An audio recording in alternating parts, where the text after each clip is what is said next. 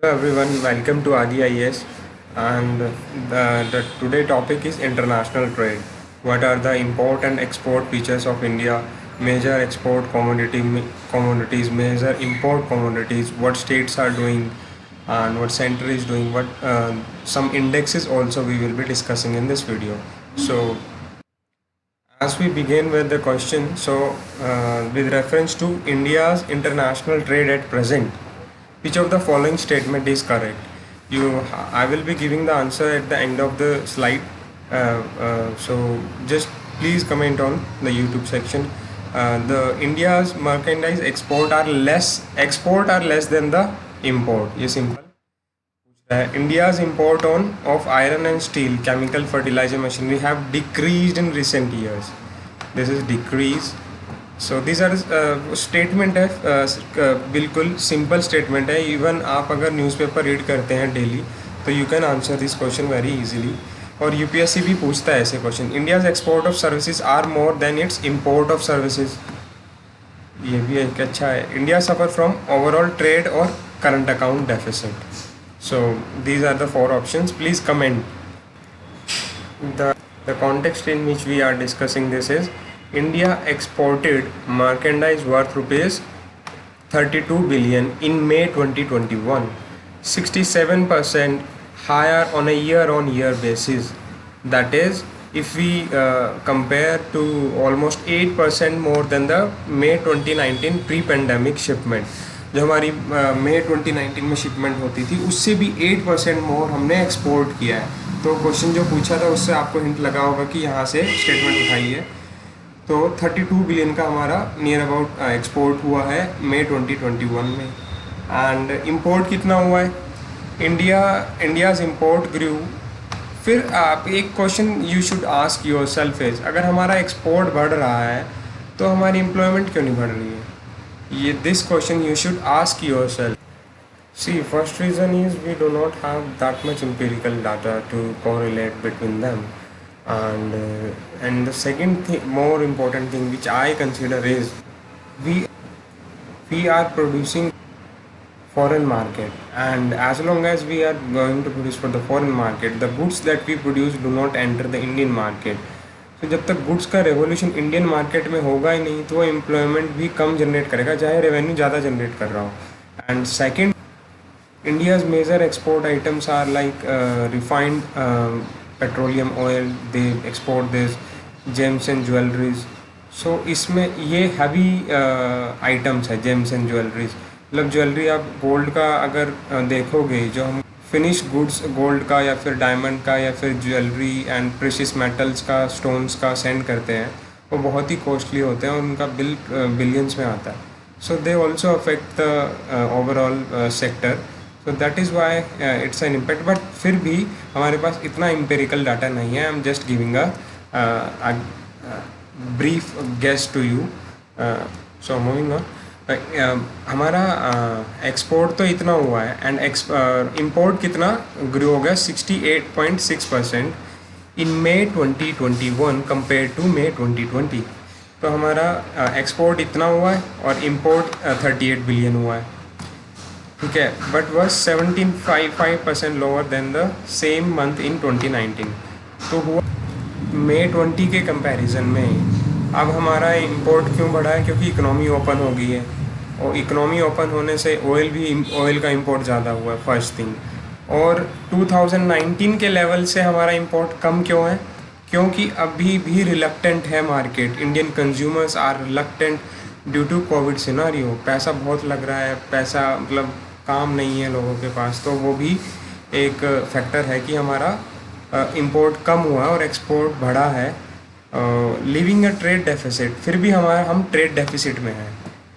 Trade deficit is हम 38 billion का तो इंपोर्ट कर रहे हैं और 32 का हम एक्सपोर्ट कर रहे हैं. तो 6.32 बिलियन का हमारा मई के अंदर डेफिसिट रहा है, लोवेस्ट इन द 8 मंथ. पिछले 8 महीनों में बिल्कुल लोवेस्ट है. और ये डाटा रिलीज़ कौन करता है? Ministry of commerce and industries.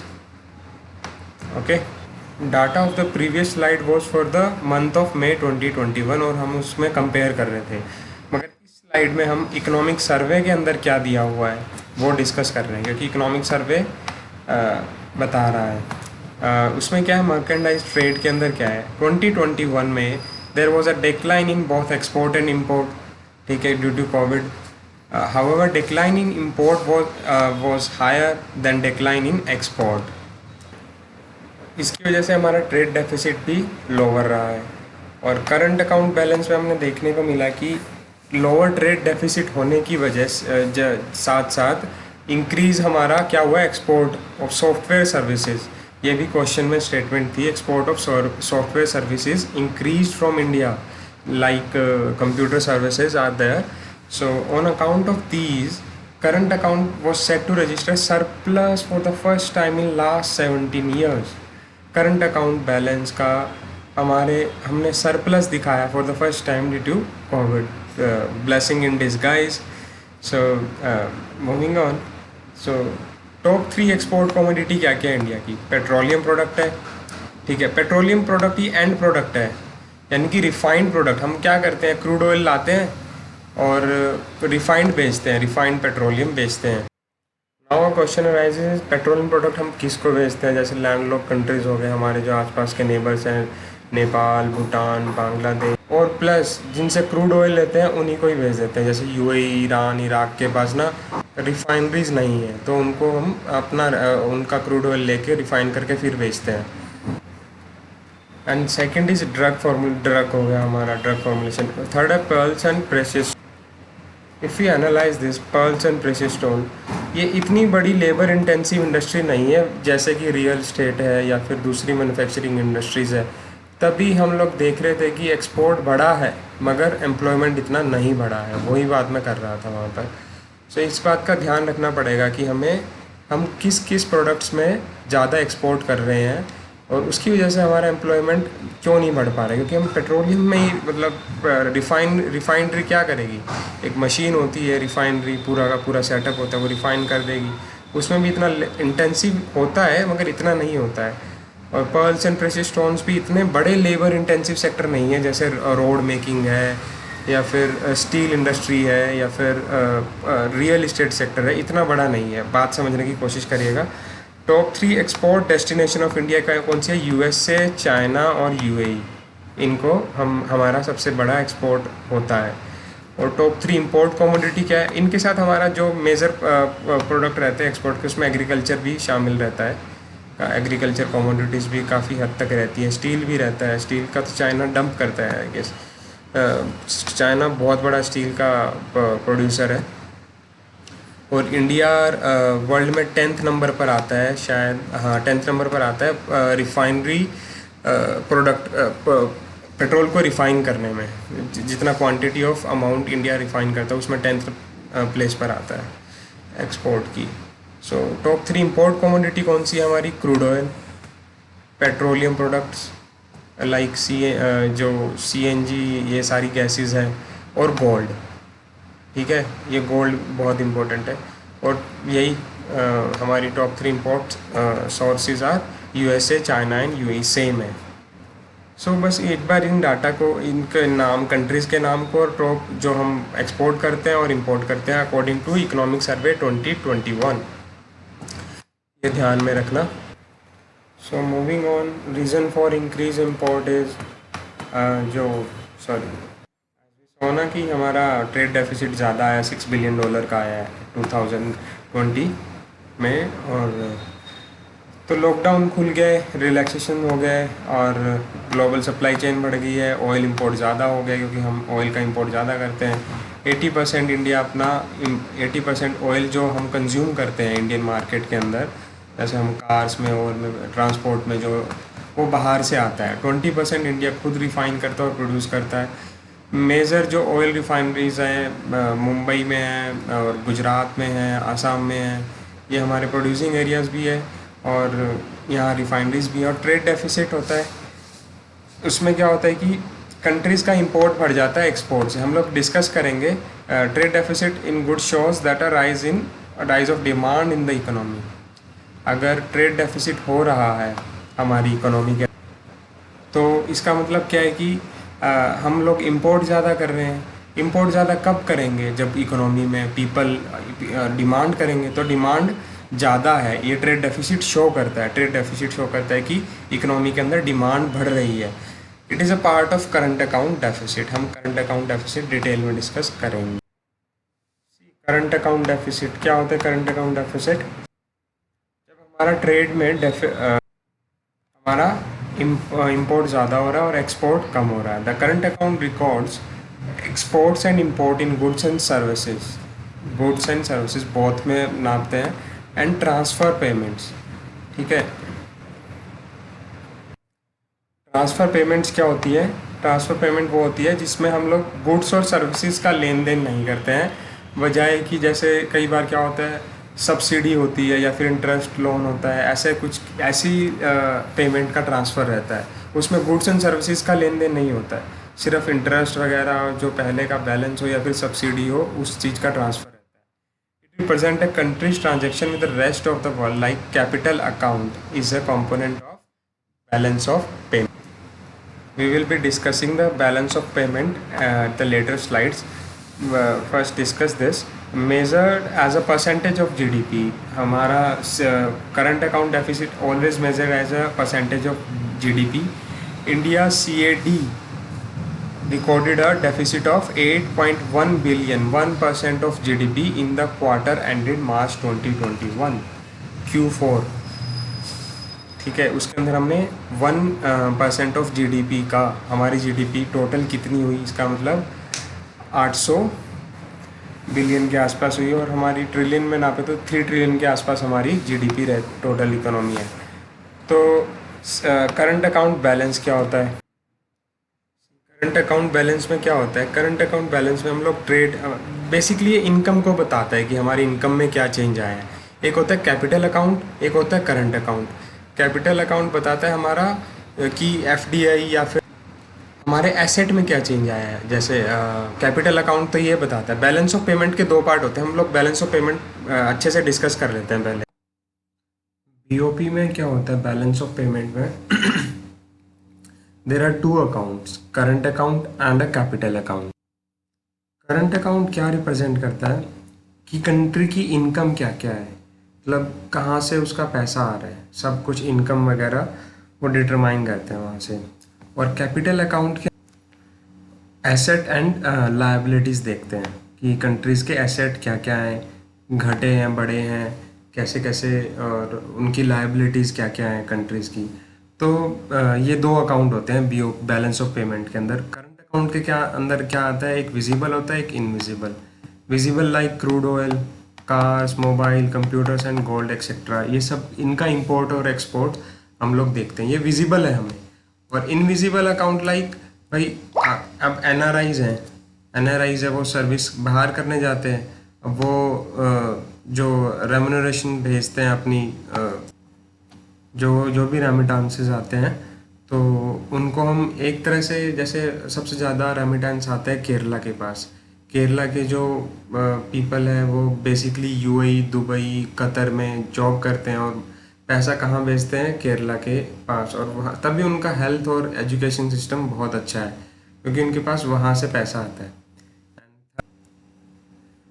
And second is income, profit, interest and dividend.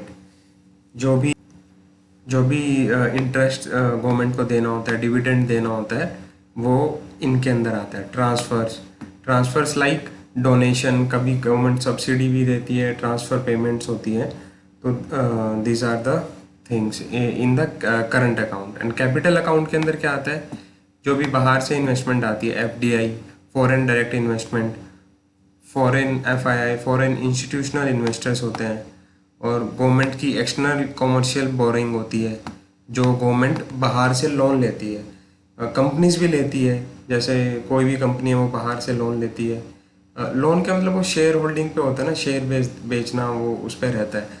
और बैंक अकाउंट होता है, नॉन रेजिडेंट इंडियंस है, वो उनका बैंक अकाउंट होता है पर्टिकुलर, उसमें वो पैसा डालते रहते हैं, तो वो सब कैपिटल में आता है। ध्यान रखिएगा, करंट और कैपिटल में डिफरेंस है। Current basically is about income source of the government, capital is about asset and liabilities of the government. अब रही बात इसकी बैलेंस ऑफ पेमेंट की, इसका नाम बैलेंस ऑफ पेमेंट क्यों है? क्योंकि ये टर्म ही ये शो करता है कि हमारे पास पैसा जो है वो बैलेंस में है या नहीं है, हमारे पास इंपोर्ट करने के लिए पैसा है या नहीं है, ये चीज़ शो करता है। It statement all economic transaction of a country with the rest of the world usually 1 year, ठीक है, shows exchange changes in foreign exchange reserve, हमारी फॉरेक्स में कितना चेंजेस आया है, ये बैलेंस ऑफ पेमेंट ये शो करता है। और इसके अंदर अकाउंट कंपोनेंट्स क्या क्या हैं, आई होप कि समझ में आ रहा होगा बैलेंस ऑफ पेमेंट क्या है, पेमेंट बैलेंस हो रही है नहीं हो रही है, इंपोर्ट एक्सपोर्ट हमारा बैलेंस हो रहा है नहीं हो रहा है। इसके अंदर है current account, capital account, financial account and error and omission, ठीक है। करंट अकाउंट में क्या क्या आता है, करंट अकाउंट के अंदर आता है जैसे हमने डिस्कस किया था, it shows export and import of visible and invisible, visible like merchandise and goods, जो भी हम लोग मशीन जो भी गुड्स खरीदते हैं बेचते हैं, और invisible like services transfer and income, okay. And capital account and financial account, capital किसके लिए होता है, एसेट के लिए, कैपिटल एक्सपेंडिचर या फिर कोई भी कैपिटल एक्सपेंडिचर आता है, फॉरेन डायरेक्ट इन्वेस्टमेंट आती है हमारे कंट्री के अंदर, जो भी इन्वेस्टमेंट आती है हमारे पास कैपिटल अकाउंट के अंदर, एफडीआई जो बाहर से लोग इन्वेस्टमेंट डालते हैं तो वो इसके अंदर कैपिटल अकाउंट के अंदर आती है, capital expenditure and income of a country. Shows net flow of both private and public investment into an economy. बहुत प्राइवेट एंड पब्लिक कैसे, अब ईसीबी बोरिंग होती है, गवर्नमेंट भी लोन लेती है, और एफडीआई जो आती है वो प्राइवेट इन्वेस्टमेंट लेकर आती है, ठीक है, फॉरेन डायरेक्ट इन्वेस्टमेंट। वो फॉरेन डायरेक्ट इन्वेस्टमेंट भी कई टाइप की होती है, brown field, green field investment, उसके बारे में बाद में डिस्कस करेंगे। ईसी और इसके टाइप क्या क्या है, ईसीबी यानी कि कमर्शियली बोरो करना, अब गवर्नमेंट ने प्राइवेट सेक्टर को भी अलाउ कर दिया है ईसीबी के लिए, एफडीआई आना बाहर से जो एफडीआई आती है, FPI, foreign portfolio investment etcetera form a part of capital account. Capital account, current account, we discuss it. And error and omission, error and omission में वो बैलेंस ऑफ पेमेंट आती है जो मिसमैच हो जाता है, जैसे हमने इंपोर्ट किया, एक्सपोर्ट किया, फिर भी हमारे इंपोर्ट एक्सपोर्ट पे जो पैसा हमने इंपोर्ट पे दिया है और एक्सपोर्ट पे लिया है, और वो बैलेंस वो स्टेटमेंट मैच नहीं होती है, जो हमने इंपोर्ट किया और एक्सपोर्ट किया है या फिर जो लोन लिया है, तो उसके जो मैच नहीं होता तो उसको हम एरर एंड ओमिशन में डाल देते हैं। This sometimes the balance of payment does not balance and the imbalance is shown in the BOP as error and omission. It reflects the country inability to record all international transaction accurately. Okay. So now, if the reserve in a forex account are falling short, then this scenario is referred to as BOP crisis. अगर हमारे forex में पैसा बचा नहीं है, पाकिस्तान के साथ हुआ था कि उनके पास सिर्फ 15 दिन का ही, इस 15 दिन क्या, एक हफ्ते का पैसा था कि वो पेट्रोल वगैरह बाहर से ले सकते थे, तो उनकी यूएई ने हेल्प की, सऊदी ने हेल्प की, सऊदी ने फिर वापस भी ले लिया पैसा, बोला इंडिया का भी रोल रहा था उसके अंदर, फिर चाइना से हेल्प ली। तो अब हमने डिस्कस कर लिया है कि बीओपी होता क्या है, सब कुछ हमें पता चल गया है। मगर जैसे कि हमारी इकोनॉमिक ट्रांजैक्शन में लॉस चल रहा है या सरप्लस में है, ट्रेड सरप्लस हो रहा है या ट्रेड डेफिसिट हो रहा है, balance of payment near about यही शो करता है, ठीक है। और इसका सिग्निफिकेंस क्या है, बैलेंस ऑफ पेमेंट को हम क्यों निकालते हैं, एक तो भाई गवर्नमेंट को पता चल जाएगा कि वो सरप्लस में है, ट्रेड डेफिसिट में है। अब अगर ट्रेड डेफिसिट ज़्यादा हो रहा है तो गवर्नमेंट ऐसी पॉलिसी निकालेगी भाई जिससे हम कस्टम ड्यूटी बढ़ा सकें, ताकि टैक्सेस को इंक्रीज कर सके। भाई इंपोर्ट ज़्यादा भी होना गलत चीज़ है, तो गवर्नमेंट अपनी पॉलिसीज़ ट्वीक करेगी। अगर बिल्कुल सेम है तो गवर्नमेंट चाहेगी कि थोड़ा सा लीवे उनको लुक्रेटिव दे दे, टैक्सेस कम कर दें, तो ये सब चीज़ें होती है।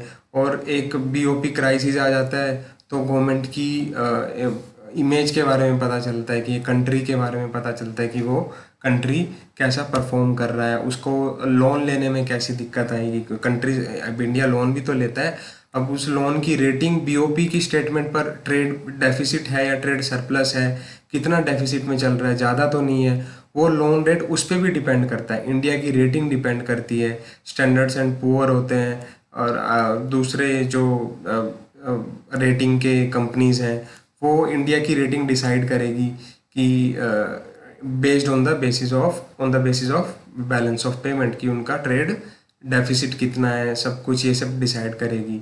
ओके, बीओपी से हमारी और क्या होगा, बीओपी से एक फॉरेक्स पे भी फ़र्क पड़ेगा। अगर फॉरेक्स हमारा घट गया, फॉरेक्स घटने से क्या होगा, डॉलर की हमारे पास कमी है तो डॉलर हम ज़्यादा खरीदना चाहेंगे, तो डॉलर ज़्यादा खरीदना चाहेंगे तो रुपया कमज़ोर होगा, रुपया कमज़ोर होगा तो हमारी मार्केट भी उस हिसाब से काम करेगी। तो बहुत सारे फैक्टर है बीओपी के, जैसे मैंने डिस्कस किया। एक तो फॉरेन एक्सचेंज पे फ़र्क पड़ा, हमारी करेंसी रेट पे फ़र्क पड़ा, गवर्नमेंट पॉलिसी पे फ़र्क पड़ा, गवर्नमेंट टैक्सेस भी इंक्रीज डिक्रीज कर देती है। तो ये बहुत सारी चीज़ें हैं जो बैलेंस ऑफ पेमेंट और जो बाहर की कंपनीज होती है वो रेटिंग करती है based on the basis of हमारे डेफिसिट के ऊपर। Now we will be discussing the export preparedness index, कि एक्सपोर्ट हम में कितना प्रिपेयर्ड है स्टेट्स के ऊपर, बेसिकली ये है। और ये नीति आयोग कर रहा है, नीति आयोग national institute of transforming India in partnership institute of competitiveness. Institute of competitiveness वैसे तो एक ग्लोबल वो है, बॉडी है, मगर एक इसका इंडियन पार्ट है, ठीक है। Indian part of institute of strategy and competition has release the export preparedness index. ध्यान रखिएगा, अभी 2020 में आया है, अभी 2021 का नहीं आया है, ठीक है। NITI Aayog plus institute of competitiveness, EPI export preparedness is the first report to examine export preparedness and performance of Indian state. 2020 में पहली बार किया गया था ये। In fact the Indian government since came to power, इन्होंने बहुत सारे ऐसे इंडेक्स निकाले, competitive index, Swachh Bharat index, तो एक्सपोर्ट प्रिपेयर्डनेस इंडेक्स, ठीक है, और अभी डेफिकेशन फ्री इंडेक्स। तो ऐसे मतलब डेफिकेशन भी कोई इंडेक्स है, तो ऐसे बहुत सारे इंडेक्स निकालते हैं। इन इंडेक्स से फ़ायदा क्या होता है, स्टेट अपने आप में कॉम्पीट करते हैं। तो इससे क्या होगा, कम्पीट करेंगे तो गवर्नमेंट, सेंट्रल गवर्नमेंट को क्या होता है, एक नज देना होता है स्टेट गवर्नमेंट को, ठीक है, कि उनको एक थोड़ा पुश दे कि ताकि वो सेंट्रल गवर्नमेंट के अकॉर्डिंग काम करे। अब ऐसे इंडेक्सेस बनाने से स्टेट गवर्नमेंट के ऊपर प्रेशर पड़ता है कि हमें रिफॉर्म लेके आने हैं, reforms like in every sector, from business to, from industrial to agriculture. Agriculture में भी अब रिफॉर्म लेके आए ना। तो इसके बाद the index rank state on the 4 की पैरामीटर। एक तो भाई पॉलिसी कैसी बना रहे हैं वो लोग, पॉलिसी कई स्टेट ऐसी ज़्यादा मतलब डोनेशन वाली तो नहीं बना रहे, जैसे एग्रीकल्चर में, इरिगेशन में सब्सिडी वाली तो नहीं बना रहे, इलेक्ट्रिसिटी में सब्सिडी वाली तो नहीं बना रहे हैं। बिजनेस का इकोसिस्टम कैसा है, ट्रांसपोर्ट कैसा है, सब कुछ वो देख, इंटर और इंट्रा स्टेट जो गुड्स मूव करता है वो देखा जाता है। एक्सपोर्ट का इकोसिस्टम कैसा है, ठीक है, हमारे पोर्ट्स कैसे हैं, पोर्ट्स में शिपमेंट जो आती है उसको कैसे डील कर रहे हैं, एक्सपोर्ट की परफॉर्मेंस कैसी है, कि कितना एक्सपोर्ट वहाँ से जा रहा है एक्चुअल क्वांटिटी में, ठीक है। ये सारे 4 पैरामीटर है, पॉलिसी, बिजनेस इकोसिस्टम, बिजनेस और एक्सपोर्ट इकोसिस्टम, और एक्सपोर्ट की परफॉर्मेंस, ठीक है, एक्सपोर्ट प्रिपेयर्डनेस इंडेक्स के अंदर। Export promotion India faces 3 fundamental challenges, ठीक है। एक तो है भाई intra and inter state disparity in export infrastructure. अब जैसे ही आप राजस्थान से यूपी के अंदर एंटर करते हो, आपको फ़र्क पता चल जाएगा इंफ्रास्ट्रक्चर का और रोड का। यूपी के रोड जो है अब काफ़ी, मैं आया था एक बार तो आपको अलग ही पता चल जाएगा, अच्छे हैं अब। तो उसका भी फ़र्क पड़ता है। एक स्टेट में तो फैसिलिटी मिल रही है, अब गुजरात के पास इतनी फैसिलिटी है मगर मध्य प्रदेश के पास इतनी फैसिलिटी नहीं है। गुजरात तो कर देगा मगर उसको, अब कोई गुड्स है वो छत्तीसगढ़ से आना है, उसको एमपी से तो क्रॉस होकर ही आना पड़ेगा। तो स्टेट की डिस्पैरिटी है, स्टेट आपस में डिस्पैरिटी है उनमें, की इक्वालिटी नहीं है, कि गुजरात का अगर इंफ्रास्ट्रक्चर अच्छा है तो एमपी का उतना अच्छा नहीं है। Poor trade support and growth orientation among state. कोई कोई स्टेट तो ट्रेड को बहुत सपोर्ट करते हैं, ठीक है, बहुत ही सब्सिडाइज भी करते हैं, जैसे हिमाचल प्रदेश में टैक्सेस ही नहीं लगते, स्पेशल इकोनॉमिक जोन बनाए हुए हैं बाकायदा, वहाँ पर आप जाइए, इंडस्ट्री लगाइए, फैक्ट्री लगाइए, आपको टैक्सेस देने की ज़रूरत ही नहीं होती, मतलब है बहुत कम है।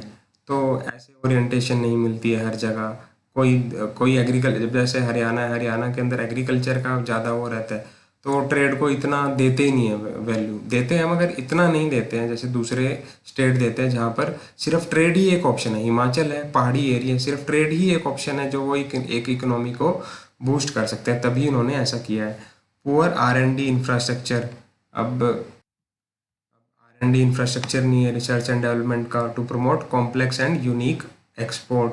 भाई कई बहुत ही डेलिकेट एक्सपोर्ट भी होते हैं, कोई यूनिक भी होता है, उसके अंदर हमारे पास इंफ्रास्ट्रक्चर नहीं है। Top 3 states in the export preparedness index पर Gujarat, Maharashtra and Tamil Nadu. Remember all the three are coastal state, तो इसको आप इससे याद रखने में आसानी होगी। गुजरात तो देखो वैसे ही नंबर 1 है, गुजरात के साथ लगता है महाराष्ट्र, और Tamil Nadu is also because its close proximity with the Southeast Asian country. At present, 70% of India's export dominated by 5 states. ठीक है, 70% हमारा एक्सपोर्ट जो है वो 5 स्टेट से जाता है, Maharashtra, Gujarat, Karnataka, Tamil Nadu, Telangana. Remember, except Telangana, all are coastal states. So remember the question we asked with reference to India's international trade, which is correct. India's merchandise export are less than its merchandise import. Yes, it is correct. Now, from the current perspective, एक बार हो गया था surplus में जब Covid में हुआ था थोड़े टाइम पहले, तो अभी तो हमारा एक्सपोर्ट लेस है देन इंपोर्ट। हमने देखा भी था कि $6 बिलियन का डिफरेंस आ रहा है, पहली स्लाइड में डिस्कस किया था। तो statement first is correct. India's import of steel, iron, chemical fertiliser machinery have decrease in recent years. Okay, this statement is wrong. Except iron ore, drugs and pharmaceutical, all commodities saw a negative. Sorry. So India, except iron ore, drugs and pharmaceutical, all commodities saw a negative growth. Okay, so statement second wrong होगी। India's export of services are more than its import of services। ये बहुत important है, हमारी export of services बहुत ज़्यादा है। जैसे telecommunication के लिए हम लोग बहुत जाने जाते हैं, BOP सेंटर्स हैं, या फिर हमारे जो डेवलपर्स हैं कोडिंग लिखते हैं, और जो developer sitting in India are coding for the foreign government like USA, UK, UAE। So हमारा सर्विसेज का एक्सपोर्ट ज़्यादा है, और डॉक्टर्स का एक्सपोर्ट मतलब तो वो ज़्यादा है इंपोर्ट से। India suffers from an overall trade deficit और ए करंट अकाउंट डेफिसिट। ये बात ठीक है। ये देखो पहले स्टेटमेंट हमने देखा था कि 6.32 बिलियन का हमारा था, तो statement first is correct and 4 is correct. Except iron और ड्रग्स एंड फार्मास्यूटिकल, इसमें केमिकल भी दे दिया, फर्टिलाइजर भी दे दिया। देखो ऐसी स्टेटमेंट ना वैसे आप जज नहीं कर पाते हो, मगर जब आप न्यूज़पेपर या करंट अफेयर से जा रहे होते हो तो आप गेस कर पाते हो आसानी से। India service export grew by 6.44% in May to $17 billion, while services import grew just 0.3 to $10 billion। The Hindu से ये मैंने डाटा उठाया था। हमारा सर्विसेज का एक्सपोर्ट कितना, 17 बिलियन का, 18 बिलियन लगा लो, 17.85 है, और इंपोर्ट कितना है 10 बिलियन का, तो हम सरप्लस में, उसमें 8 बिलियन सरप्लस में। So thank you, do let us know कि नेक्स्ट वीडियो क्या, आपको कुछ टॉपिक जो समझ नहीं आया हो उस पर बनाना हो। Do like, comment, share and review us over here. Any question, any query you can ask in the comment section.